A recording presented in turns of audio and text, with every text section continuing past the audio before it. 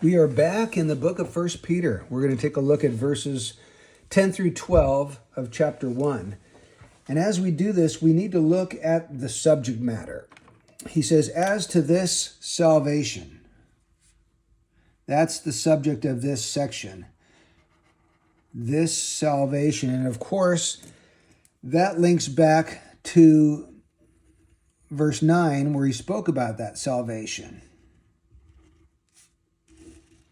Back there, he was saying that the outcome of your faith is the salvation of your soul. As to this salvation, the salvation of your soul, that's the outcome of your faith.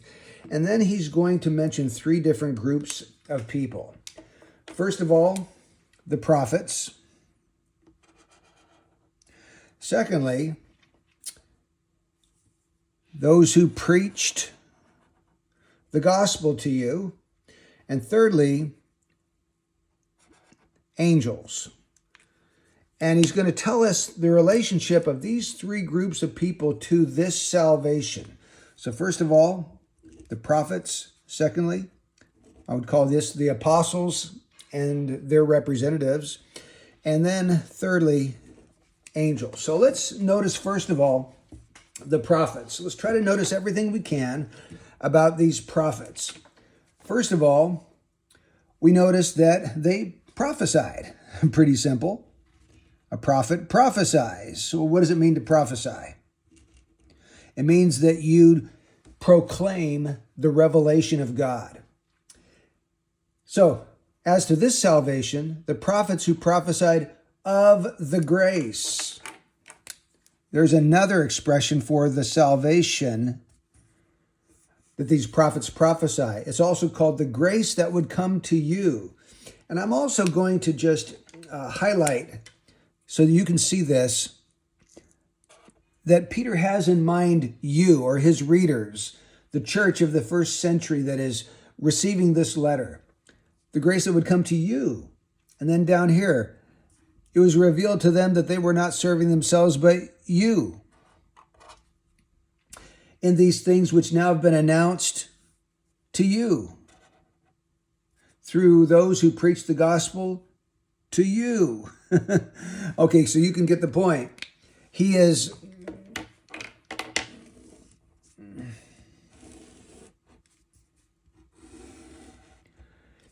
There is a very specific group that this salvation is directed towards. It's the you of the New Testament, the church of Jesus Christ.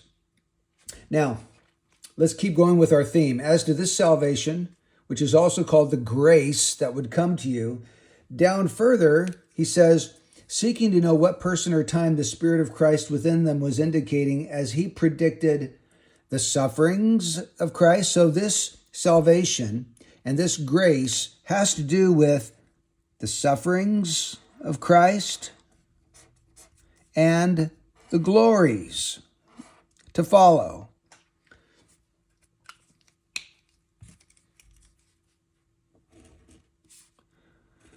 Has to do with his sufferings and his exaltation.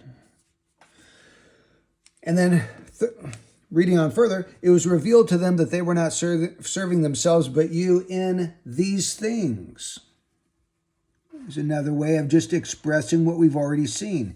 These things refers back to salvation, grace, and the sufferings and glories of Christ, which now have been announced to you through those who preached the gospel. There's another way of referring to what he's talking about. By the Holy Spirit sent from heaven, things into which angels long to look. Okay. So let's connect all of these things.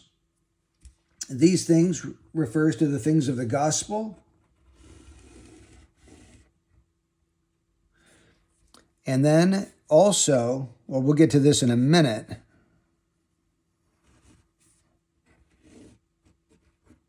Things into which angels long to look. So as to this salvation, the prophets who prophesied, that's the first thing we learn about the prophets, is they declared the revelation of God, of the grace that would come to you. Another thing they did is made careful searches and inquiries seeking to know what person or time the Spirit of Christ within them was indicating as he predicted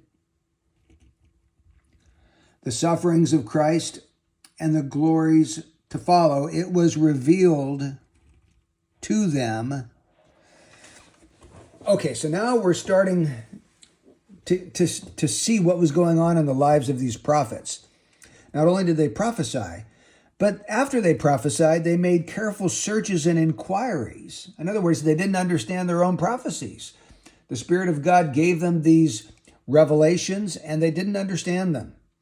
So they searched, and they inquired, and they wanted to know what person or time, like what was this prophecy about? Which person was it about?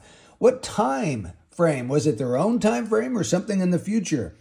The Spirit of Christ within them, and let's just highlight that. So the Spirit of Christ, and then also we have the Holy Spirit here. Twice mentioned the Holy Spirit in this work. Was indicating as he predicted. So the Holy Spirit was predicting through their prophecies two things: the sufferings of Christ and the glories to follow. It was revealed to them. So there were revelations. So let's just connect all of these ideas so we see what's going on with these prophets.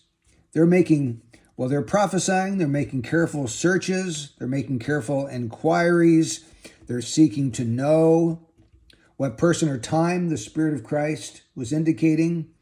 The Spirit of God is making predictions through them, and things are being revealed to them. So these prophets were amazing. God was using them in a powerful way. They didn't understand their own prophecies. They didn't know who they were speaking about or even the time that it would take place, but they knew that God had spoken, and so they uttered them, and they were recorded to us in the scriptures. So that's what we learned about the prophets. Now, what about number 2? Those who preach the gospel to you by the Holy Spirit sent from heaven. This would be the second group. So first of all, we have the subject of the prophet's message. We've seen that. Secondly, the subject of the apostles' preaching. That's what this salvation is, the subject of the apostles' preaching. So he says here, in these things, the things of salvation, the things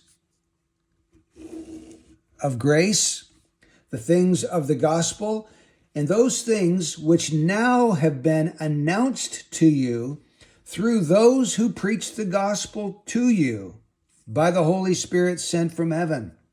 So that's what we learn about these apostles and all of those that they sent out or those that represented them. They preached the gospel by the Holy Spirit, and they announced these things, the things of salvation and the things of the sufferings and glories of Christ and the things of grace. They announced these things to the people of the first century. Those who believed became part of the church, the you here, that all these things were for. And then thirdly, the subject of the angel's interest. He says, a little note here, things, connecting it to the gospel and these things and salvation and grace and sufferings and glory, things into which angels long to look.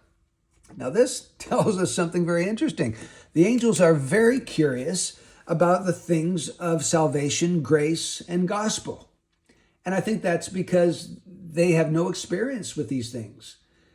It's a mystery to them how somebody can be redeemed. See, angels who have never fallen don't need to be redeemed, and angels who have fallen can't be redeemed. And so they have no experience with what it's like for a sinner to be saved and to come into reconciliation and favor with God.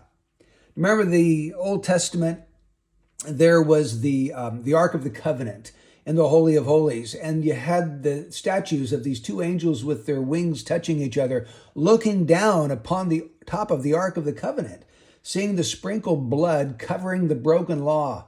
So they're looking at it, things into which angels long to look. Curious, interested. in looking at the things of salvation and grace. It would be kind of like us trying to imagine a world in which there was no sin. We have no experience with that. We can't even fathom what that's like. Well, it's the same thing for the angels. They can't fathom a world where sinners can be redeemed. But they long to look into it. They're interested in it. And so should we be interested in it. So the salvation that has come to us is the subject of the Old Testament prophet's message. It's the subject of the New Testament apostles' preaching. And it's the subject of the angels' interest. And I hope it is the subject that thrills your soul. May God richly bless you.